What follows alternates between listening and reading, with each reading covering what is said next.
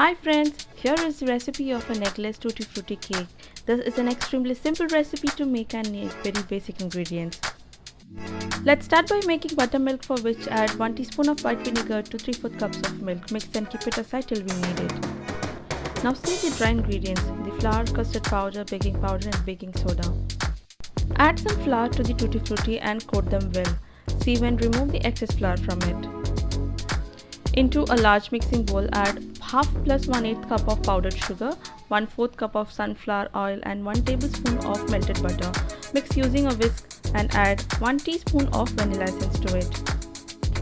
Now add half of the buttermilk we prepared earlier and mix.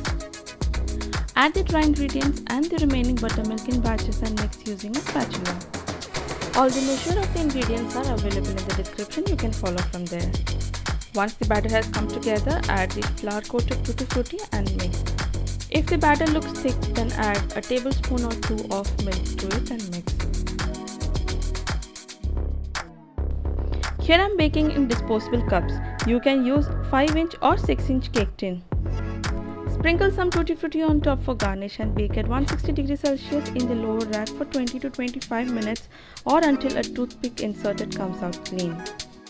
Now let me show the texture of the cake.